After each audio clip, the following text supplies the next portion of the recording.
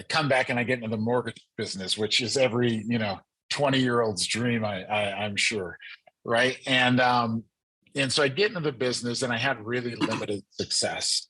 It just, all the agents were 40-something-year-old guys, and I was great on the phones. I've always been charismatic and good enough to get in front of someone, but they were like, "You're a kid, you're a child. My clients, they don't look like you and they don't talk like you. We're not going to be a fit," and so on and so forth. And I was ready to exit the business. I was going to quit.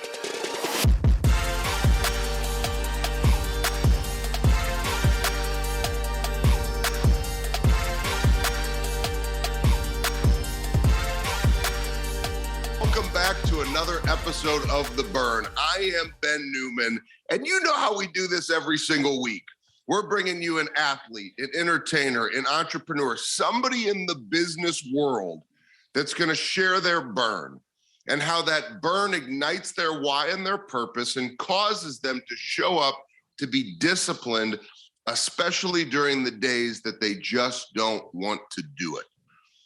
So I've got a very relevant story about not wanting to do it in a bad economy, not wanting to do it in an industry that's being decimated right now as a result of what's going on in the economy. And it's the mortgage industry. And so I had to bring you my dear friend, Brett Baird. We've been friends for almost 15 years. We met in Denver so many years ago, and we have stayed connected. He inspires me with his energy. He inspires me with his passion for life. I mean, this guy will travel the world. He'll sing you a song on a guitar. I mean, the guy will just do all kinds of things to bring positivity to the world. But what I'm really excited about is for you to learn some of the things that he's choosing to do while being faced with, arguably right now, the most challenging industry in the world of business. So, Brett Baird, before I welcome you, I do want to let you know this is the first time in the history of The Burn. This is birthday on the burn. So everybody, I want you to virtually, when you watch this episode, even though it's going to come out about a week later, it's November the 16th, and we are recording on Brett's birthday. So Brett, happy birthday, the birthday boy, the birthday burn boy, Brett Baird. Welcome to The Burn. I love you, brother, and so excited for you to be here for this show. Man, thanks for having me. It's funny. I was mentioning to you earlier that I think this is the oldest I've ever seen the big filled up balloons for 41 years old. They usually stop at about 15 or 16, maybe 21 at like a club. But here at the Baird team at Cross Country Mortgage, we'll probably do it until the 50s. Somewhere around there. So no, you're the best coach I've ever had. You're so tenacious. You're so disciplined. You help all of us get out of bed every morning. So we really appreciate you. I just got through your boot camp. Can't thank you enough for that. That was amazing group of people you had there. And just like it's the basics. Even just getting out of bed in the morning, by the time I'm up to have a text from you at 2:30 in the morning. Yeah, and this is the new me right now. It used to be when I was getting home. And at this point, it's like I'm just a few hours after you, but we revere you, and you're a hell of a guy, and we appreciate me and my team and my girl and my family. We can't thank you enough for you leaning on me, so then I can lean on others. Well, it's an iron sharpens iron opportunity, and you stepped forward as one of the first sponsors of the first ever Mental Toughness Forum, which was such an incredible event. And, to have the Baird team of Cross Country Mortgage support us in that, initiative, not knowing what was going to happen. Who knew we were going to have darn near 100,000 people? And so just Amazing. Thank you for your continued support over all these years. If you could really take everybody, me recently losing my father, we now share that bond. And, one of the great things about our friendship is that there's so many uniquenesses that we have, and similarities and mindsets, and they come out at different times in the relationship. But help everybody understand your burn, because I know there's a lot that you've been through. You're bilingual. There's lots of life experience. where does your burn come from for you to fight through? Before we talk about what you're actually going through in the business world right now, what is your burn? What causes you to fight every day? So I always think about, so my father's side of the family, they're Jewish, right? And I remember my mother telling me at a very young age, I was too young to really remember her, but his grandmother, so my great grandmother, came to America to be a Polish, she's Polish Jew. And the one thing I remember is she had numbers on her arm, right? She was a concentration camp survivor. And she used to tell my mother growing up, she would say, because my father started to do semi-well financially. He was had a used car lot here in Denver and so on and so forth. And she would tell my mother, hey, you got to make sure to count your money when it's dark because people are watching you. And that just it's unbelievable.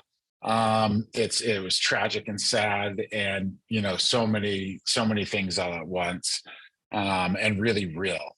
That was coming from, that was something that she really thought that you had to do because the way that, the life and the experiences she'd had up until that point. So fast forward, many years, I end up living abroad. I'm in Spain. I was over there for about 4 years, got really good at Spanish, became bilingual. I come back and I get into the mortgage business, which is every, 20-year-old's dream, I'm sure. Right. And so I get into the business and I had really limited success. It just, all the agents were 40-something-year-old guys, and I was great on the phones. I've always been charismatic and good enough to get in front of someone, but they were like, you're a kid, you're a child. My clients, they don't look like you and they don't talk like you, we're not going to be a fit, and so on and so forth. And I was ready to exit the business. I was going to quit. I was going to quit on myself. I was going to quit on my family. I was done. And I went to one of my favorite Mexican restaurants, and I'm sitting there and I'm eating a plate of tacos, drowning my sorrows, alone. And I look over and there's this little stand right there, and it says Casa Magazine on it. And I'm like, what is this? So I go over and I start thumbing through the pages, and I'm like, these are a bunch of young Hispanic guys. These guys are all my age. I speak Spanish. Let me start calling these guys. And 90% of them were like, you're from Denver? They're like, are you a white guy? And I'm like, yes, I am. They're like, you certainly sound like you're from Spain, buddy. And so I started meeting with these guys and started getting deals in the pipeline almost immediately. And then met, he's still one of my good friends. He's a big agent here in town, Tony. And Tony really helped guide me and get me, moving along and so on and so forth. So when I think back to my burn, and I think back to my grandmother being first generation from Poland and having tattoos on her arm from the Holocaust, and preaching count your money in the dark. My perspective and what I want to do with this life is I want to teach the Hispanic community has given me a whole lot, right? My girlfriend's from Mexico. I got the language. I'm so immersed in it. I listen to Mexican music in the car, and when I'm walking my dog at night, my 75 heart. I've gotten so much from them. I want to teach people to count their money in the light, right?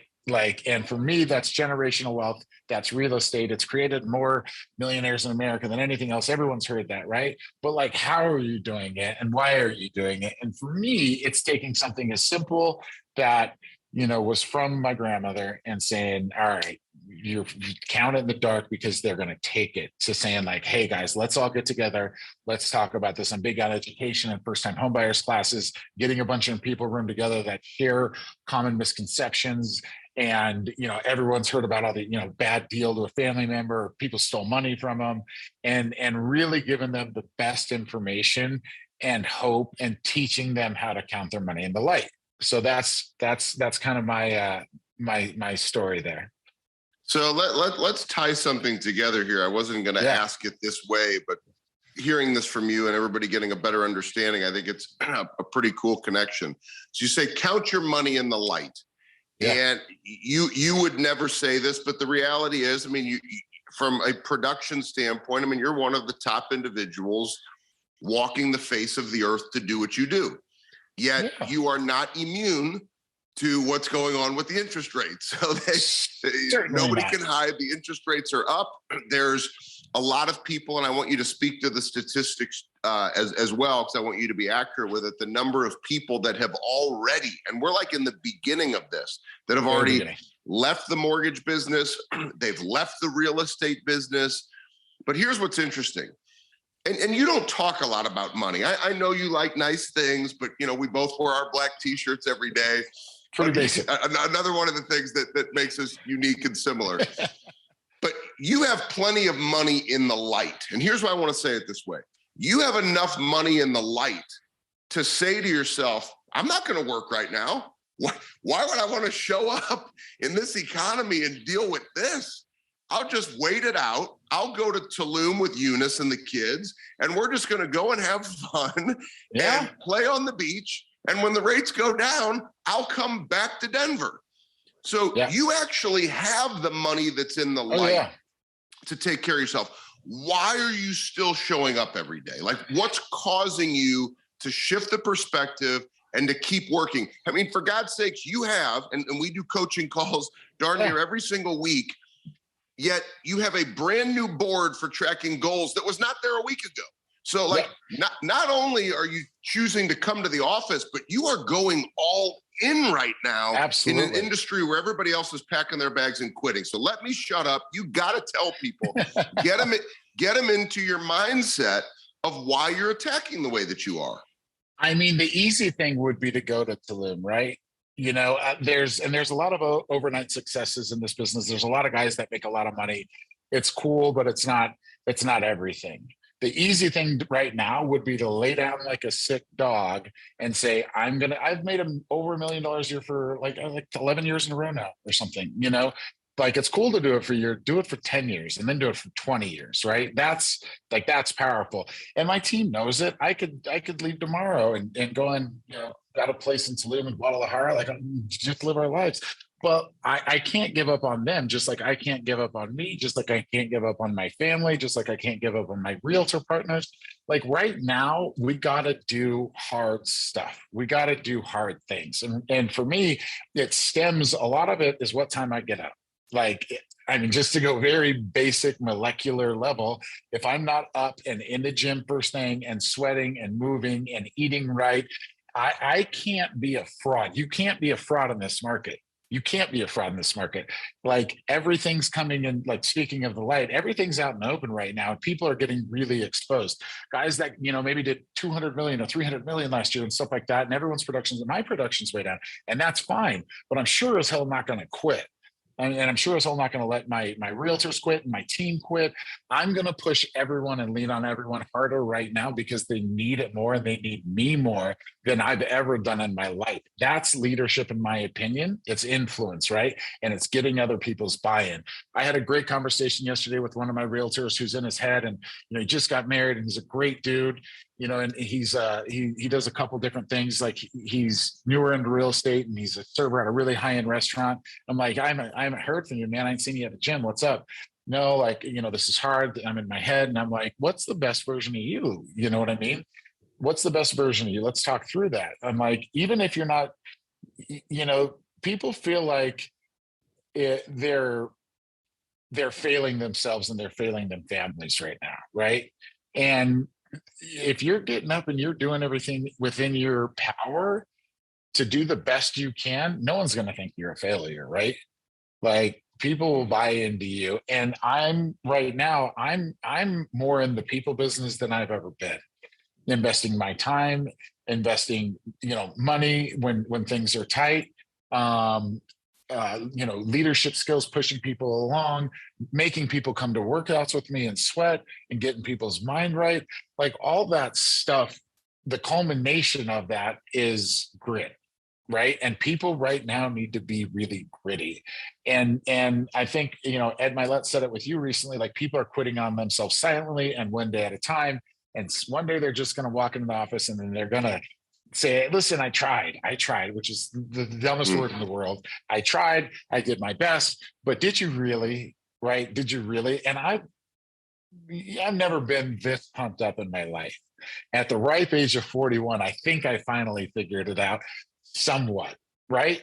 And for me, I'm doing the 75 hard for the second time this year. I'm on day 59. So, It's a blessing for me to be able to do that. And you look at what's really important in life, and at the end of the day, for me, it's really taking care of each other, and that's part of counting in life, right? It's taking care of people and letting them know it's going to be okay. I'm strong enough for me, and I'm strong enough for a lot of other people, and I'll be damned if I don't show them right now. So I'm super passionate about it, more so than I've ever been, and we have to dig in. We have to be relentless right now. And it's whatever it takes. I have a good friend of mine who just left a major builder, and he's starting his real estate career right now in Tennessee. He's an awesome guy. And he's like, well, what do I do now? And I'm like, whatever it takes. I'm like, call, like literally, if you go knock on 100 doors of expired listings right now, and you talk to 100 people, right? Even if it takes you 250 doors to talk to 100 people, you're going to get 4 or 5 listings out of the deal. You're charismatic, you're a handsome dude. It's whatever it takes. And it's old school, gritty, pushing through the fire is what we need to do right now. So we're getting crushed. We're getting hammered on, but that's okay. Crushed to the point, because I want people to hear this statistic, because the energy that you have, the passion you have. And then I want to talk about 2 things that you've done that are relentless and very intentional. But what did you share with me? It's like 500,000 people have already left the mortgage industry thus far. So for real estate, I believe there's 1.4 million licensed realtors in America. The stat that I've heard is 500,000 have already left, and 800,000 have yet to close one transaction in 2022. Right? Real estate got really sexy for a really long time. And it was easier to get your license and sell your mother's house and make a $28,000 commission on it, right? Than do what your day job was. But people don't realize when they get into this that this isn't a sprint. And that's what I tell new homeowners. I'm like, you ain't gonna make money overnight in this traditionally, right? This is a marathon. This is a marathon, and you got to be tenacious, you got to be gritty, you got to be focused, and you got to be dedicated. And on the mortgage side, I think something like 40% of the business is already gone. And this is the start. There's a local company in Denver here. They had about 1,000 employees. They're down to 100. So they're down 90%, 90, right? This is the toughest, this market. There's less volume. There's less transactions happening now than 2008. But either we're going to bet into it and rely on ourselves, or we're going to go away, right? And going away, like if you're with me, I'm going to do everything I can to make sure that you're not going away and you don't have that school of thought, because I've done that mentally before. I've quit. I've been to that place, and it's easy to go off the rails and drink too much and pick up bad habits during times like this. And instead of doing that, which I have done in the past, I'm going to do the opposite thing, and I'm going to do the really hard thing. And I'm going to work my ass off and show up every day and be the most dedicated guy in town, and the most caring guy in town, and the most empathetic guy in town. And that's what's going to win. So let me, before I ask a follow-up question to exactly the picture that you're painting, I think it's important that we highlight for people who are not in the real estate business, not in the mortgage industry, these couple examples that I'm going to have Brett share. I want you to think about, how can you be intentional in your industry? Because there's so many industries that are being impacted right now, yet there are other individuals just like you, Brett, who are choosing to have a mindset to be intentional with their empathy, their care, and their discipline, and they're still driving success.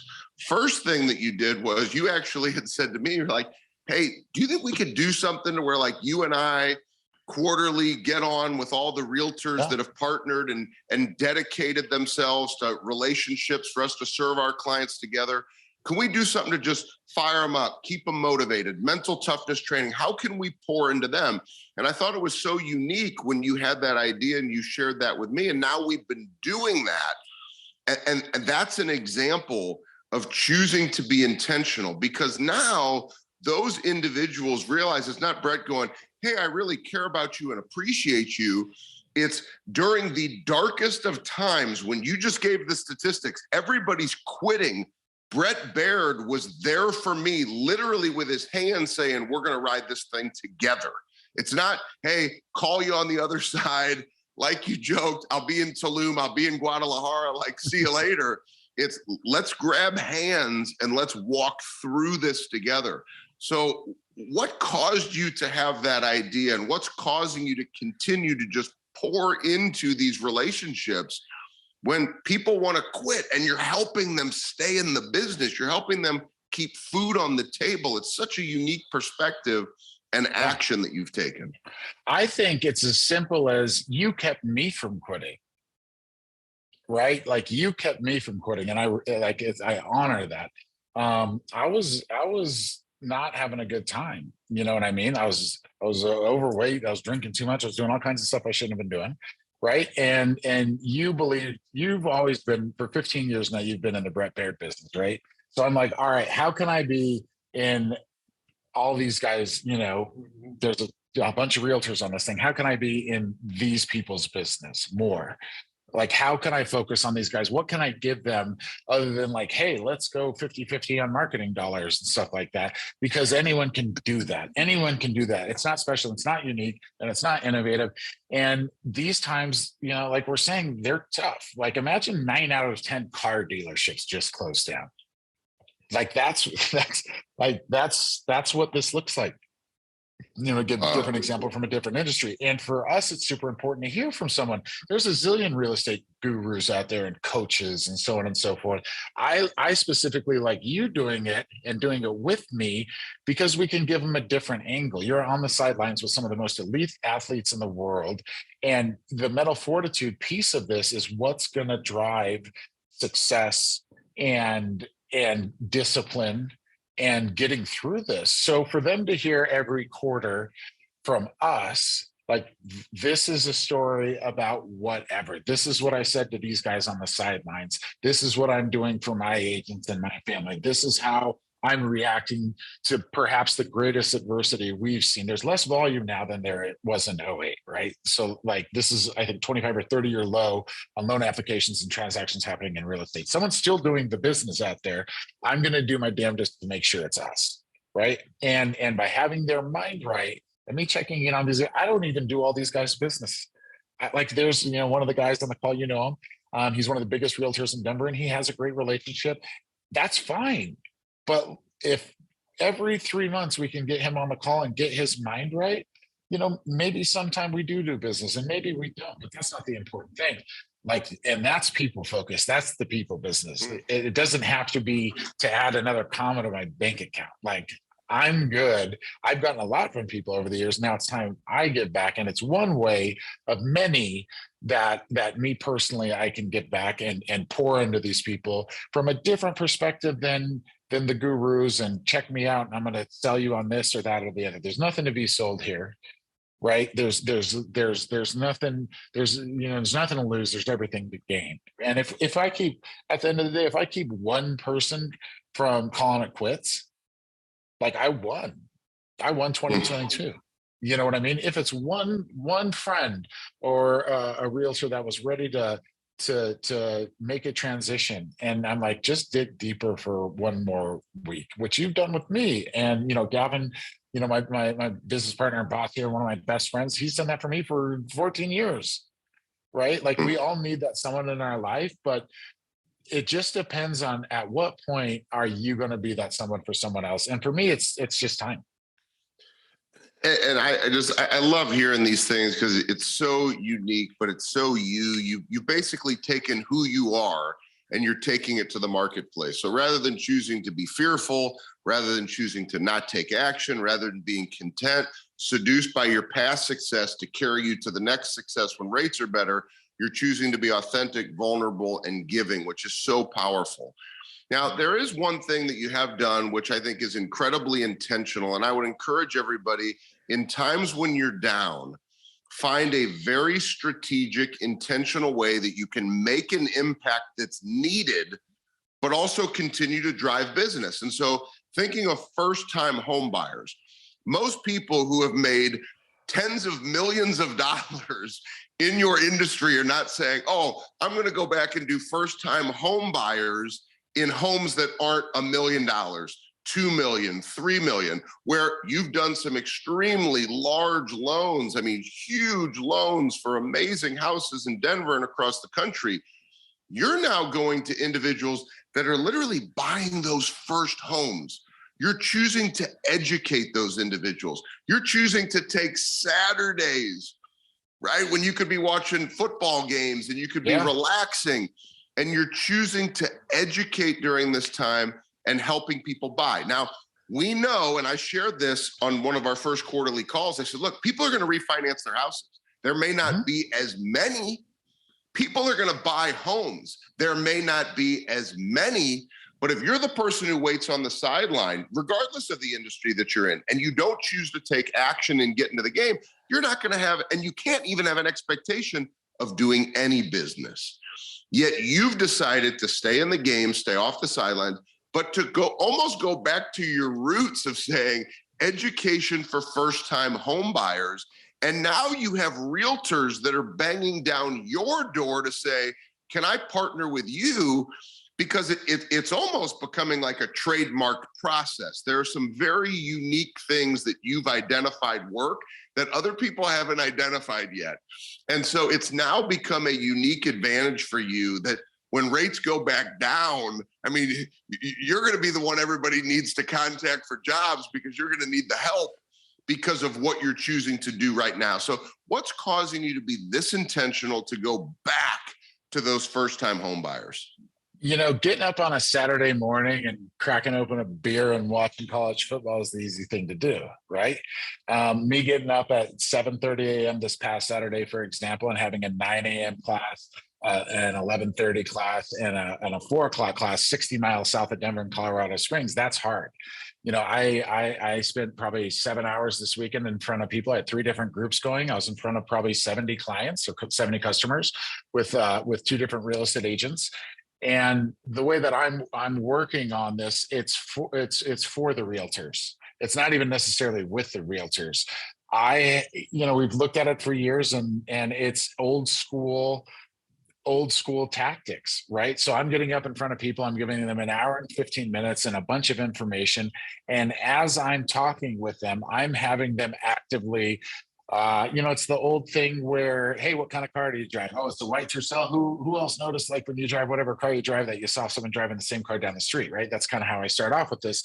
And I'm like, when you hear a piece of information during this seminar here or this class that you will benefit someone, just go ahead and write down their name and their phone number, right? So if I talk to a realtor and I'm like, do you think you can get 20 people in front of me? All I do is introduce you and I handle the rest from there. I average 1.7 referrals per person that walks in the door for that realtor. So if I have 20 people in front of me, they're walking out with a stack of 30 new names and phone numbers and email addresses for potential clients that might not want to buy right now, but they might want to be in the future, and they're going to come to the next class. So we're working through this. It's a newer thing for me. It's nothing super earth-shattering or groundbreaking, right? But the form in which we do it and the intention behind it right now, people are scared because you got the news saying one thing and you got the other news saying another thing, and your neighbor saying something, and your aunt who bought a house 30 years ago saying something else. And there's just so much minutia in the market right now and misinformation. If I can get in front of 100 people a weekend, I know statistically about 10% of them are going to buy if they can right now. And I know I'll have 170 referrals out of that. That's the math behind it. I've done enough of these now to have it pretty much, quantified. And it's something to help realtors out right now to, first of all, stay top of mind.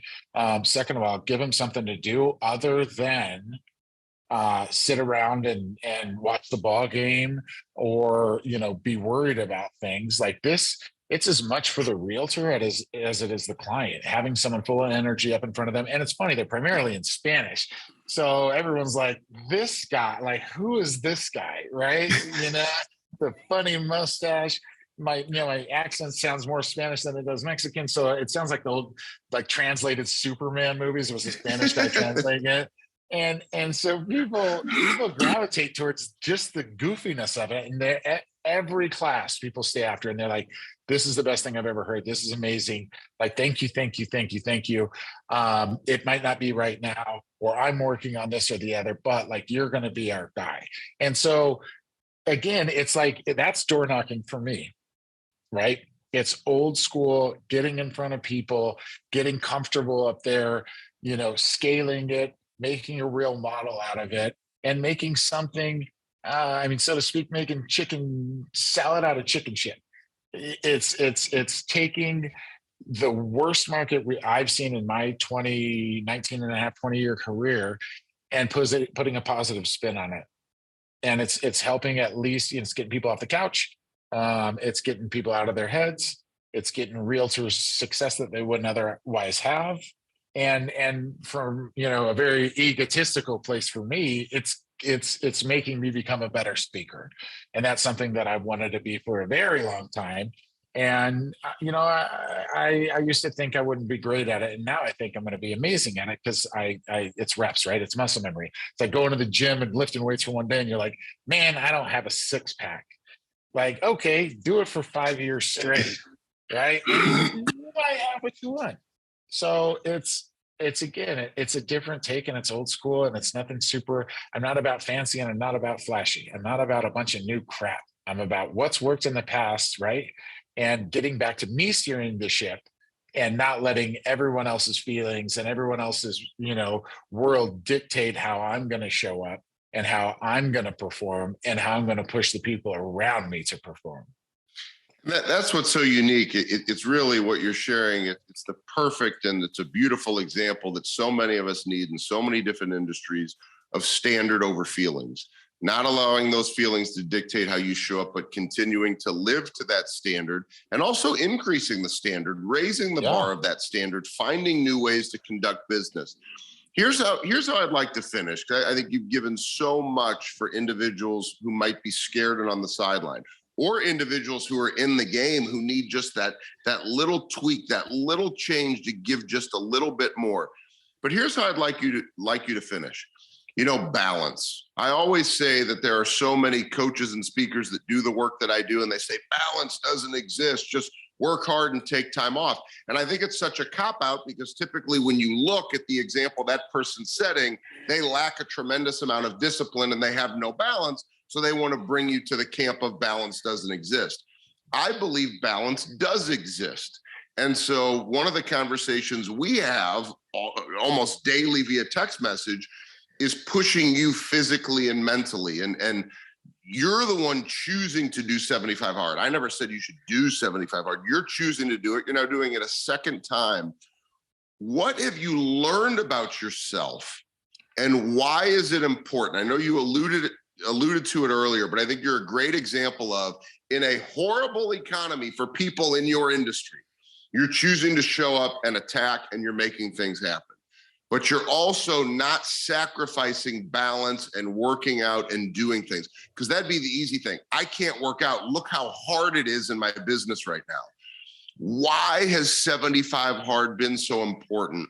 And why is it so important for others that are struggling to take care of themselves up here and also physically?